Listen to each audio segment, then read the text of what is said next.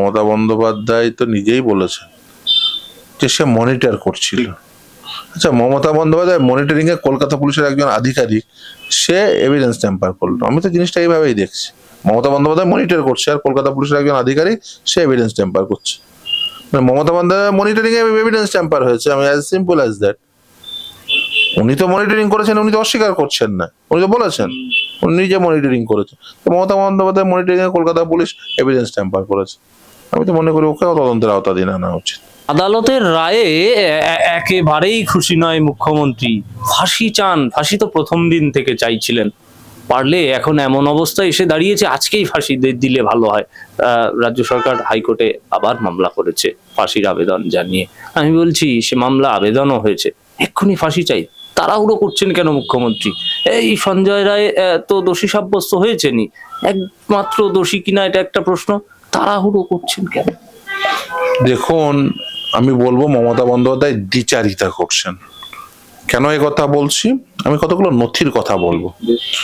দেখুন, যখন আরজি করের অভ্যন্তরে এই ঘটনাটি ঘটলো, সেই ঘটনা ঘটার পরে তদন্ত কে করছিল? কলকাতা পুলিশ। সেই কলকাতা পুলিশ কোন সরকারের অধীনস্থ? পশ্চিমবঙ্গ সরকারের অধীনস্থ। যারা আজকে বলছেন এই যে শাস্তিটি ঠিক হয়নি, শাস্তিটি আরেকটু উচ্চতর করতে হবে, মৃত্যুদণ্ড দিতে হবে, ফাঁসি চাই। আচ্ছা, তাহলে কলকাতা হাইকোর্ট কেন প্রথম দিনই একেবারে রেয়ারেস্ট অফ রেয়ার ঘটনা হিসাবে একেবারে প্রথম দিনই, এই জিনিসটা দেখা যায় না, প্রথম দিনই তদন্তভার কলকাতা পুলিশের হাত থেকে সিবিআই হাতে দিল। সিবিআই রেয়ারেস্ট অফ রেয়ার ঘটনা প্রুভ করতে পারেনি, কিন্তু রেয়ারেস্ট অফ দ্য রেয়ার একটা ঘটনা ঘটে গেল, প্রথম দিনই কলকাতা পুলিশের হাত থেকে তদন্তভার সিবিআই হাতে চলে গেল। এবং শুধু তাই না, আদালত সেদিন ওই কেস ডায়েরিটা পর্যন্ত আদালতের বাইরে নিয়ে যেতে দেয়নি, বলেছে তুমি আদালতের ভিতরেই কেস ডায়েরি হ্যান্ডেড ওভার করবে। মানে আদালতের এই শঙ্কাও ছিল যে আদালতের বাইরে গেলে হয়তো ম্যানিপুলেট হয়ে যাবে। মানে বুঝতে পারছেন যে আদালতের মনে নিশ্চিতভাবে এই শঙ্কা ছিল। এবার আসি প্রথম চার্জশিট, সিবিআই দায়িত্ব পেল। প্রথম চার্জশিটে কি উল্লেখ করলো? প্রথম চার্জশিটে উল্লেখ করলো লার্জার কনস্পিরেসির কথা, এভিডেন্স ট্যাম্পারিং এর কথা, সন্দীপ ঘোষ এবং টালা থানার ওসির সংযুক্ততার কথা। তারা কারা? টালা থানার ওসি এবং সন্দীপ ঘোষ মমতা বন্দ্যোপাধ্যায়ের সেই আদরের সেই লোকটি, যিনি তার অব্যাহতি চাইলে তিনি প্রাইজ পোস্টিং পান। যদি কেউ বলে যে আমাকে অব্যাহতি দিন, তাহলে কি করবো? হয় অব্যাহতিটি গৃহীত হওয়া উচিত অথবা সেটি বর্জিত হওয়া উচিত, তাহলে সেখানে পোস্টিং থাকবেন। না না, তাকে প্রাইজ পোস্টিং দেওয়া হলো। আজকের দিন পর্যন্ত সন্দীপ ঘোষের বিরুদ্ধে তার চাকরিগত অবস্থান থেকে, যেটা হচ্ছে একেবারে এক্সক্লুসিভ মমতা বন্দ্যোপাধ্যায়ের ডোমেন, মানে এর জন্য কোনো আদালতে একটা পিটিশন দিতে হবে না, কোনো সিবিআই এর মুখের দিকে তাকাতে হবে না, কোনো নরেন্দ্র মোদীর মুখের দিকে তাকাতে হবে না, কোনো অমিত শাহর মুখের দিকে তাকাতে হবে না। মমতা বন্দ্যোপাধ্যায়ের একেবারে এক্সক্লুসিভ ডোমেন সন্দীপ ঘোষের বিরুদ্ধে একটা ডিসিপ্লিনারি প্রসিডিং ইনিশিয়েট করে তার সার্ভিস টার্মিনেট করা। এক্সক্লুসিভ মমতা ব্যানার্জি পারে, আপনি পারেন না, আমি পারি না, নরেন্দ্র মোদী পারবে না, অমিত শাহ পারবে না, সিবিআই পারবে না, আদালত সুমোটো পারবে না। কে পারবে? মমতা ব্যানার্জি। সন্দীপ ঘোষ, আদরের সন্দীপ ঘোষ করেননি। কেন করেননি? মানে পশ্চিমবঙ্গ সরকার পারবে, কারণ সে পশ্চিমবঙ্গ সরকারের অধীনস্থ স্বাস্থ্য দপ্তরের একজন কর্মী, আধিকারিক। তার বিরুদ্ধে কোনো ডিপি স্টার্ট করে তার সার্ভিস টার্মিনেট করা হচ্ছে না, উল্টে কি বলা হচ্ছে, জনগণকে বলছে সাসপেন্ড করে দিয়েছি। সাসপেন্ড মানে কি জানেন? সাসপেন্ড, সুপ্রিম কোর্ট বলছে নাইদার এ পানিশমেন্ট নর এ স্টিগমা। শুধু তাই না, ধরুন যদি সাধারণ অবস্থা হতো, সাসপেন্ড না করতো, তাহলে কি হতো? সন্দীপ ঘোষের একটা সময়ের পরে বেতন বন্ধ হয়ে যেত, অর্থাৎ ওই ছুটিগুলো কাটতো, তার যতগুলো ছুটি জমা আছে, তারপরে তার ওই যেহেতু সার্ভিস প্লেসে আসছে না, তার স্যালারি বন্ধ হয়ে যেত। কিন্তু সাসপেন্ড করলে কি হবে? সাসপেন্ড করা মানে তাকে কর্মস্থলে যেতে হবে না, না গিয়েও 50% সাবসিস্টেন্স অ্যালায়েন্স পাবেন। অর্থাৎ সন্দীপ ঘোষের যদি 1.5 লাখ টাকা বেতন হয়, মানে জেলে বসে সন্দীপ ঘোষ 75,000 টাকা করে মাসে মাসে মমতা ব্যানার্জি তার অ্যাকাউন্টে ঢোকার ব্যবস্থা করে দিয়েছে। এই জনগণকে বোকা বানিয়ে। বুঝতে পেরেছেন? মানে যদি সাসপেন্ড না করতো তাহলে কিন্তু মাসে মাসে 75,000 টাকা করে ঢুকতো না। মমতা ব্যানার্জি কি করলো, তাহলে যদি 2 লাখ টাকা বেতন হয় তাহলে 1 লাখ টাকা পাওয়ার বন্দোবস্ত। বুঝতে পেরেছেন? সলিড বন্দোবস্ত একেবারে। মানে জনগণকে যত রকম পারে বোকা বানিয়ে, মানে যদি কোনো ব্যবস্থা না নিত, যদি সাসপেন্ড না করতো তাহলে এতদিন স্যালারি স্টপ হয়ে যেত। সাসপেন্ড করার জন্য মাসে মাসে 2 লাখ টাকা আগে বেতন থাকলে এখন কত ঢুকছে? 1 লাখ টাকা। আর 3 মাস পরে ওটা আবার বাড়বে। যদি 2 লাখ টাকা স্যালারি হয় 70% হয়ে গেল, তাহলে কত হবে? 1,40,000। 3 মাস হয়ে গেছে তো। মমতা ব্যানার্জি 1,40,000 টাকার বন্দোবস্ত মাসে মাসে জেলে থেকে পাচ্ছে। বুঝতে হবে এটা মমতা ব্যানার্জি। আরে তাড়াতাড়ি ফাঁসি দিলে সন্দীপ ঘোষের সাথে বাঁচাতে হবে তো মমতা ব্যানার্জিকে, এটা বুঝতে হবে মমতা বন্দ্যোপাধ্যায়। আরে যার মমতা ব্যানার্জির এত প্রীত আছে, এখনো পর্যন্ত তার বিরুদ্ধে ওই যে বললাম মমতা ব্যানার্জির এক্সক্লুসিভ ডোমেন, কোনো ব্যবস্থা হয়নি। মাসে মাসে 1,40,000 ঢুকছে। যদি কিচ্ছু ব্যবস্থা না নিত ওর স্যালারি বন্ধ হয়ে যেত, কিন্তু মাসে মাসে 1,40,000 ঢুকছে। হিসাব দিলাম, যার যদি 2 লাখ হয় 1,40,000 ঢুকবে। এই হচ্ছে মমতা ব্যানার্জি, এই হচ্ছে দ্বিচারিতা। বুঝতে পেরেছেন? যদি কোনো ব্যবস্থা না নিত তাহলে তার স্যালারি বন্ধ হতো। ব্যবস্থা নিল, সাসপেন্ড করলো বেসিক্যালি, কিন্তু কোনো সার্ভিস টার্মিনেট করবে না। ডিপি ডিসিপ্লিনারি প্রসিডিং ইনিশিয়েট করে সার্ভিস টার্মিনেট করবে না। এই নিয়ে জিজ্ঞাসা করলে দেখবেন কোন তৃণমূল নেতা মানে আজিব জানেই না কিছু, এরকম হয় বুঝি। আর অথচ একজন মানুষ একদিন 3 দিন আসেনি, তার এগেনস্টে এই তুমি আমার কথা শুনছো না, একটা ডিপি স্টার্ট করে সার্ভিস টার্মিনেট করে দিচ্ছে। আর অথচ সন্দীপ ঘোষের বিরুদ্ধে একটা ডিপি স্টার্ট হয়ে সার্ভিস টার্মিনেট হচ্ছে না। উল্টে সে এইরকম হিনিয়াস ক্রাইমের সঙ্গে যুক্ত থাকলেও তাকে মাসে মাসে টাকা পাওয়ার বন্দোবস্ত করে দিচ্ছে। এর নাম হচ্ছে মমতা ব্যানার্জি, আর এটাই হচ্ছে মমতা ব্যানার্জির দ্বিচারিতা। কিন্তু সন্দীপ ঘোষের একেবারে আমি বলছি সুরক্ষা কতটা, যেভাবে রাজ্য সরকার তার বিরুদ্ধে এই মামলা, এই জেলে জেলে জেলে তো অনেক সময় আমরা সিবিআই হেফাজতে মারা যেতে দেখেছি, এবং জেলে এই যে সঞ্জয় রায় একা ওখানে উপস্থিত ছিল, সবটা দেখেছে, বা কেউ যুক্ত থাকতে পারে, এও যদি দেখে ফেলে থাকে, এখন তো তাকে আমি বলছি যে একেবারে কতটা সংশয়, জীবন সংশয়ের মুখে পড়তে পারে। কি কে, সন্দীপ না সঞ্জয়? সঞ্জয় রায়। দেখুন সঞ্জয় রায়ের বিরুদ্ধে কি কি হতে পারে বলে দিতে পারে, যেরকম ভাবে বলা, দেখুন কি কি হতে পারে এটা বলে তো লাভ নেই। আজকের দিন পর্যন্ত যেটা হয়েছে, দেখুন শাস্তি অলরেডি ডিক্লেয়ার হয়ে গেছে। কেউ চাইছে শাস্তি সেটাকে এনহান্স করা হোক, শাস্তির পরিমাণটি। বেশিরভাগ জনই চাইছে, আমি যদি সঠিক বুঝে থাকি, এবং অনেকেই বুঝতে পারছেন, বেশিরভাগ জনই বুঝতে পারছেন এর সঙ্গে আরো ব্যক্তিদের সংশ্লিষ্টতা থাকার সম্ভাবনা প্রভূত। অন্ততপক্ষে সিবিআই প্রথম চার্জশিট সে কথাই বলে। তাহলে আজকের দিনে কি করা যায়, মানে মানুষ যাবে কোথায়? মানুষ চাইছেন, দেখুন আমি সকলকে ভাবতে বলবো, কারণ law is a dynamic subject. লয়ের ডাইনামিসিজমকে মাথায় রেখে আজকের দিনে সেই কলোনিয়াল হ্যাংওভার চিন্তা ভাবনা, হ্যাংওভার থেকে যাওয়ার জন্য যে চিন্তা ভাবনা, যে ইনভেস্টিগেশন অত্যন্ত পবিত্র একটি বস্তু, এবং ইনভেস্টিগেটিভ এজেন্সি তারা এত পবিত্র, মানে দেব শিশু, তারা ইনভেস্টিগেশন প্রসিডিওরে কোনো প্রকার 2 নম্বরই করে না। তারা কোনো আর্থিক লেনদেনের সঙ্গে সংশ্লিষ্ট থাকে না। তারা কোনো প্রকার রাজনৈতিক প্রভাবে প্রভাবিত হয় না।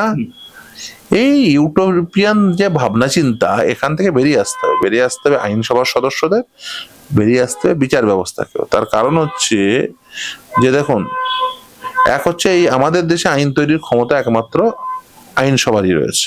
আদালত তো আর আইন তৈরি করতে পারে না। আদালত সর্বোচ্চ ধরুন সাংবিধানিক আদালতগুলো আইনের ইন্টারপ্রিটেশন করেন।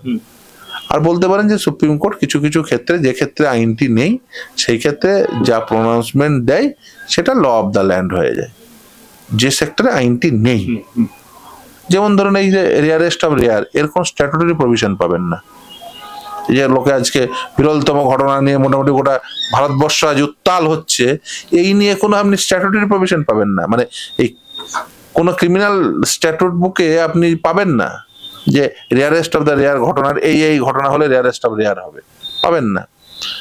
সেরকম এই যে একটা ইউটোপিয়ান চিন্তা ভাবনা যে ইনভেস্টিগেশন সেখানে একজন ইনভেস্টিগেটিভ এজেন্সির এক্সক্লুসিভ ডোমেন, এই ভাবনা চিন্তা থেকে বেরিয়ে আসছে। তার কারণ কি, আজকের দিনে দাঁড়িয়ে ধরুন ইনভেস্টিগেটিভ এজেন্সিকে স্টেটের ইনভেস্টিগেটিভ এজেন্সি অথবা রাজ্যে সেন্ট্রালের ইনভেস্টিগেটিভ এজেন্সি, এখন স্টেট বা সেন্ট্রাল উভয়ই রান হয়, আপনি বিশ্বাস করুন বা না করুন, পলিটিক্যাল এক্সিকিউটিভদের দ্বারা। তারা ইলেক্টেড হয়, সরকার গঠন করে, দলের সরকার। কারণ ভারত সরকারের থেকে বিজেপি সরকার আপনি বলতে বেশি কমফোর্টেবল, তার কারণ বিজেপির ইচ্ছায় সরকারের ইচ্ছাতে রূপান্তর ঘটে। ফলে এই যে দলীয় স্বার্থ, আর্থিক লেনদেন, এ থেকে তো আর মানে এই তদন্তকে প্রভাব মুক্ত করা যাচ্ছে না। আমি সকল জুরিস্টদের, সকল একাডেমিশিয়ানদের, আমার বন্ধু আইনজীবীদের সকলকে বলবো এই নিয়ে ভাবনা চিন্তা করুন। এবং আমি বলবো সেই ভাবনা চিন্তার ফসল হিসেবে আইনসভার সদস্যদের আপনারা নতুন করে ভাবুন যে ক্রিমিনাল জাস্টিস ডেলিভারি সিস্টেমে কি কি চেঞ্জেস আনা যায়, বিশেষ করে এই তদন্তর সাপেক্ষে, যার ফলে এই তদন্ত কোনোভাবেই এতে কোনো রাজনৈতিক প্রভাবে প্রভাবিত না হয়, কোনো অর্থনৈতিক প্রভাবে প্রভাবিত না হয়। এই নিয়ে নতুন করে ভাবনা চিন্তার সময় এসছে এবং আইনসভার সদস্যদের এই দায়িত্ব কাঁধে তুলে নিতেই হবে, কারণ তারাই তো ইলেক্টেড মেম্বার, তারাই তো আইন তৈরি করবেন। শুধুমাত্র আইপিসি কে বিএনএস বানিয়ে দিলেই আপনার দায় মুক্তি ঘটে না। আজকের দিনে দাঁড়িয়ে, আজকের বাস্তবতার প্রেক্ষিতে নতুন করে আইন নিয়ে ভাবনা চিন্তা করুন।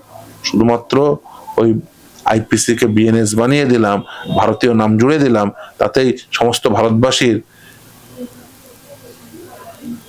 ন্যায় বিচার পেয়ে যাবে, সেটা নাও হতে পারে। আরজি করের উদাহরণ সে কথাই বলে। মমতা ব্যানার্জি একেবারেই যেরকমটা বলছেন তিনি খুশি নন, একেবারেই খুশি নন এই রায়ে, কিন্তু তার নির্দেশিত পথেই প্রথম দিন থেকে যেভাবে চালনা হলো, সে একাই সঞ্জয় রায়, সেটাই ঘটলো, তিনিই দোষী। আমি বলছি 68 জন ঢুকলো বেরোলো, সেই সিসিটিভি ফুটেজ। বিনীত গোয়েল তিনি বললেন আমার নির্দেশে পুলিশ কাজ করেছে।